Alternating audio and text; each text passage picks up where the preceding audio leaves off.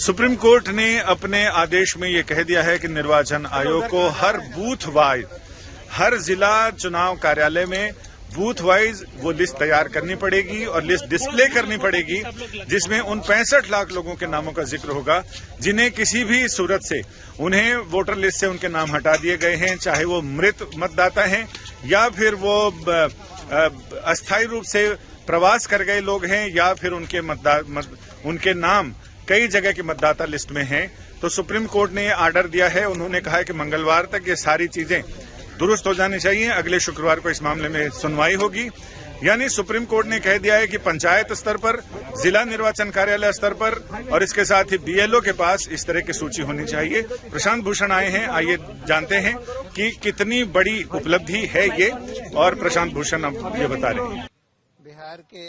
SIR पर आज सुनवाई हुई, जिसमें कि इलेक्शन कमीशन की बात भी सुनी गई। कोर्ट ने इलेक्शन कमीशन से पूछा कि भाई तुम लोग के पास अगर ये जो 65 लाख लोग जो पहले लिस्ट में थे और ड्राफ्ट रोल में नहीं है, जिनका नाम ड्राफ्ट रोल से हटा दिया गया है, अगर उनकी लिस्ट है तो उनको तुम वेबसाइट पर क्यों नहीं डाल देते? तुम लोग कहते हो कि भाई बूथ लेवल एजेंट्स को दिए हैं। भाई जो ऑर्डिनरी सिटीजन है, वोटर है, वो booth level agents political parties के ऊपर क्यों निर्भर रहे? तो तुम लोग वेबसाइट पर डालने में तुमको क्या दिक्कत है? तो उन्होंने बोला कि हाँ, वहाँ करने के बाद बोला कि हाँ हम डाल सकते हैं। तो उन्होंने आदेश दिया है कि 48 घंटे के अंदर सारे डिस्ट्रिक्ट लेवल ऑफिसर्स और चीफ इलेक्टोरल ऑफिसर जो बिहार का है, उनके वेबसाइट्स पर डिस्ट्रिक्ट वाइज और पूरे स्टेट की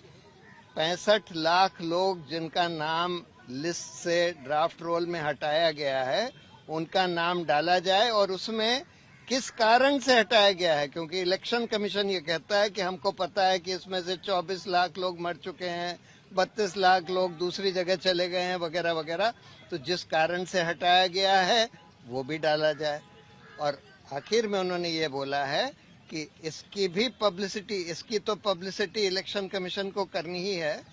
लेकिन साथ में ये भी पब्लिसाइज करें कि कोई भी जना जो अपना नाम डलवाना चाहता है वो अपना आधार कार्ड भी दे सकता है,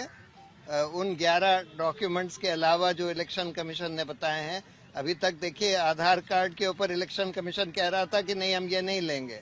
लेकिन कोर्ट ने बोला है कि तुमको ये लेना होगा और तुम इसको एडवर्टाइज करो। और साथ में ये भी बोला है कि ये जो लिस्ट हैं, ये जो बूथ लेवल पर भी बूथ लेवल ऑफिसर्स के दफ्तर में या ब्लॉक डेवलपमेंट ऑफिसर के दफ्तर में डिस्प्ले करे जाएं कि ये 65 लाख लोग जिनका नाम हटा दिया गया है कौन है, किस कारण से उनका नाम हटा दिया गया है, जिससे कि लोग देख सकें। सर, इसमें सर्चेबल डॉक्यूमेंट को लेकर भी आप लोग की एतराज थी, आज उस पे कोर्ट ने बोला है कि ऐसे ये जो आप वेबसाइट पर डालेंगे वो सर्चेबल होना चाहिए, जिससे अगर हम ढूंढना चाहें कि हमारा नाम है कि नहीं है उन 65 लाख में, तो हम ढूंढ सकते हैं। यानी निर्वाचन आयोग ने अपने आदेश में साफ कर दिया है कि आधार कार्ड और एपिक कार्ड यानी मतदाता पहचान पत्र, इन्हें भी लोग, वो 65 लाख लोग जो अगर उनको मृत लोगों की लिस्ट में शामिल किया गया है और वो लोग, जैसा कि याचिकाकर्ताओं ने कहा, बहुत सारे हजारों लोग जिंदा हैं, तो ऐसे लोग अपने आधार कार्ड और वोटर आईडी के साथ अपना आवेदन दाखिल कर सकते हैं और वहां ये बता सकते हैं, तस्दीक करने के लिए, अपनी पहचान करने के लिए